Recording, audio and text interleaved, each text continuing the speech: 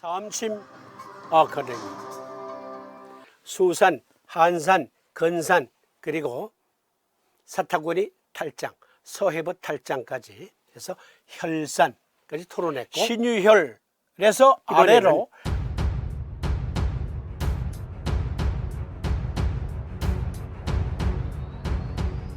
기산 함께 토론합니다. 신유혈에서 아래로 음낭에 이르기까지 편추 종통환증이다 그랬어요. 이 그림 잘 봐주세요. 이게 불알이에요. 그런데 삼두이는 신유혈, 신유혈은 다른 말로 말하면 족태양안수 방광수경 등 쪽의 제1선 그곳에 있는 신수혈을 말하는 거겠죠. 그렇습니다. 신수, 영문 표기로 BL 23번 아큐포인트. 그런데 해부학적 구조로 볼 때는 룸바 2번 신경절에 위치해 있습니다.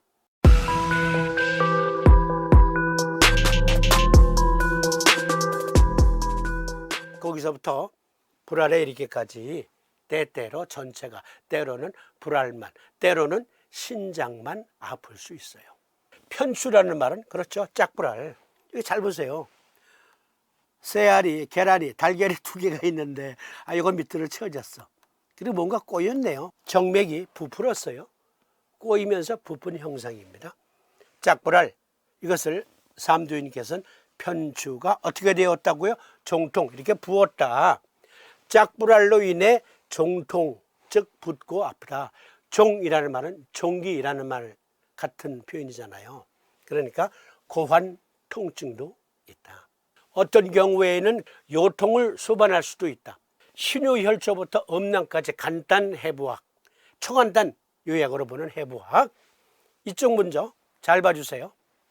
우측 고환정맥, 좌측 고환정맥, 신정맥, 넝쿨정맥. 넝쿨정맥은 펜피니폼 플렉시어스라고 말합니다. 넝쿨정맥, 넝쿨처럼 엉켜있다. 어떻게? 이렇게 넝쿨처럼 엉켜있다. 이쪽 그림 잘 봐주세요. 정삭이라는 말은 아까 말씀드린 대로 정액, 정관 등이 정자에 해당된다고 보면 삭은 새끼줄 삭. 그러니까 여기 잘 보세요. 이 피복 안에는 고환동맥이라는 전선이 있고요. 넝쿨정맥이라고 하는 전선이 있어요. 그리고 이른바 정관 수술할 때 그 정관, 수정관이 여기 고환과 연결된 이렇게 연결된 선이 있죠. 고환 올림근이라고 하는 피복으로 감싸져 있는 정삭, 그 안에서 어떠한 현상이 일어나면 고환이 뒤틀리고 아프고 붕알이, 짝불알이 됩니까? 먼저 여기를 잘 보셔야 돼요. 여기 잘 보세요. 넝쿨정맥, 우측 불알에서 연결된 넝쿨정맥은 점점 올라가서 우측 고환정맥은 하대정맥으로 바로 들어가요. 왜 삼두이님께서 편추라고 하셨냐? 물론 여기에 왼쪽 불알이라고만 딱 지정하진 않으셨지만 편추로 인해서 음낭과 관련된 질환, 특히 정계정맥류는 좌측의 병이 더 많이 발생해요. 70% 이상이에요. 우측 정계정맥류, 좌측 정계정맥류 중에서 좌측이 거의 70% 이상. 그 이유가 나와요. 좌측 고환정맥, 화살표 잘 봐주세요. 화살표 잘 봐주세요. 여기 화살표. 또 화살표 잘 봐주세요. 또 화살표. 예. 신정맥, 즉 여기 하대정맥이 있고 신정맥, 그리고 이쪽에 우측에 신정맥이 있단 말이에요. 그런데 알고 보니 해부생리학 구조가 우측의 고환정맥은 위로 상향하다가 바로 하대정맥으로 입하는 거예요. 그런데 좌측의 고환정맥은 길어요. 그리고 신정맥으로 들어가요.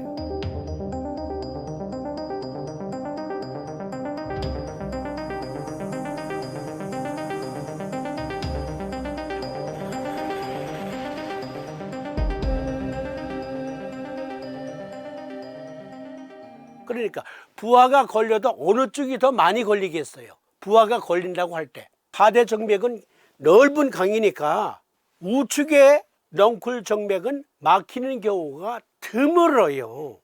드물다고요. 그런데 좌측의 고환정맥은 길 뿐만 아니라 여기 신정맥으로 들어가는데, 게다가 좌측의 고환정맥은 해부생리학적 구조상 거의 직선 형태로 올라가요. 그러니까 과부하가 걸리면 밑으로 더 잘 처지겠죠. 그래서 왼쪽에 주로 고환 정계정맥류라는 게 생기는 거예요. 결국 정계정맥이 그만 힘에 붙여서 밸브가 꺾여. 그러면 이렇게 처지는 거예요. 그것도 사타구니에서 불알까지 연결된 그 넝쿨정맥계에 정맥류가 생기는 거예요. 그걸 가리켜 정계정맥류라 한다. 다른 말로 고환정맥류. 신유혈에서부터 아래로 음낭에 이르기까지 짝불알로 인한 정통이다. 삼도인은 그야말로 정확하게 해부생리학적 구조와 그 병태생리학적 현상을 정확하게 보신 거예요. 이런 분이 우리의 위대한 스승. 왼쪽 고환이 아픈 7가지 이유. 여기 보니까 왜 왼쪽이냐? 방금 전 슬라이드에서 보신 것처럼 건강 문제가 고환에 영향을 미치면 오른쪽과 왼쪽 모두에서 통증 증상이 느껴진다고 생각할 수 있습니다. 그러나 많은 조건이 한쪽에서만 증상을 유발할 수 있습니다.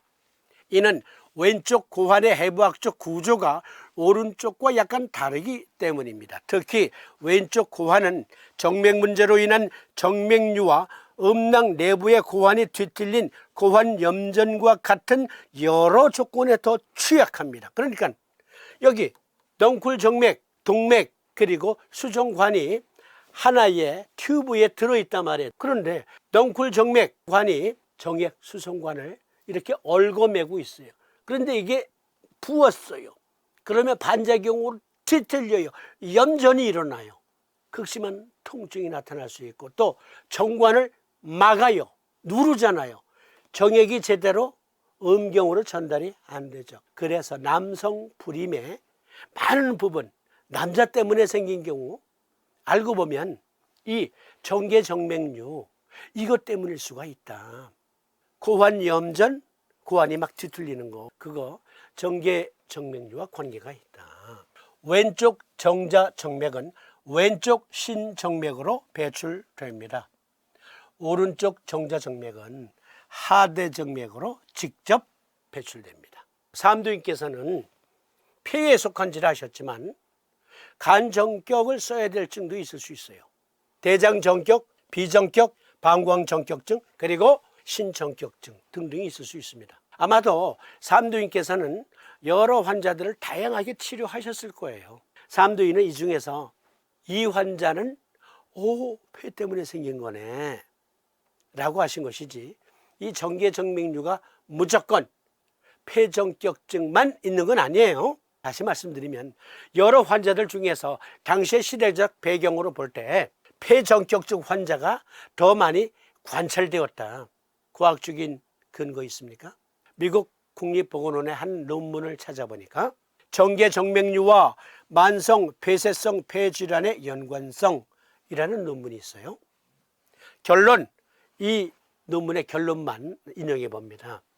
만성 폐쇄성 폐질환에 노출된 환자들, 그러한 환자들에서 정맥류의 발생률은 높다. 정계정맥류는 만성 폐쇄성 폐질환 환자의 음낭 통증과 불임의 가장 중요한 원인 중 하나일 수 있습니다.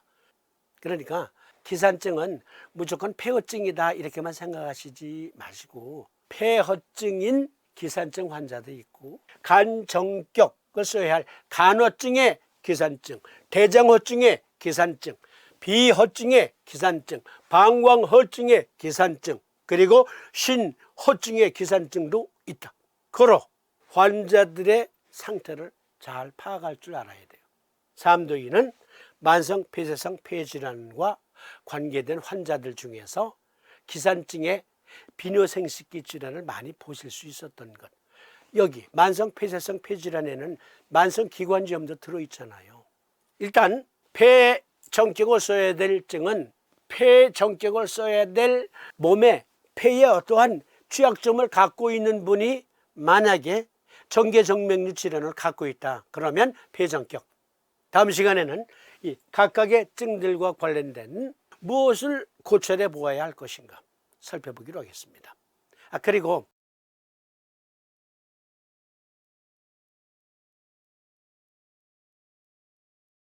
동의학의 오랜 비밀, 즉 좌시는 정, 쉽게 말해서 이세를 생산할 수 있는 그 정력을 주관하고 우시는 목숨 명자 써서 명문상화를 주관한다 이렇게 말했는데, 이것은요 오랫동안 동의학에서 풀리지 않는 수수께끼였어요. 이것을 우리 몸의 해부 생략적 구조를 설명하니까 삼두인밖에 없어. 삼두인 친구 요결에 이것을 유추해 볼 수 있는 표현이 많이 나오거든요. 그래서 좌시는 정을 담당하고 우시는 명문상화를 담당한다. 이 내용은 먼저 이번 주 일요일, 셋째 일요일이죠, 종로 세미나에 오시는 분들께 먼저 공개한 다음에 방송에서 또 반영하도록 하겠습니다. 그러면 오늘 시간 여기서 마치고 다음 시간에 각각의 증들과 관련된 기산증 토론해 보기로 하겠습니다. 시청해 주심에 감사드립니다. 고맙습니다. 안녕히 계십시오.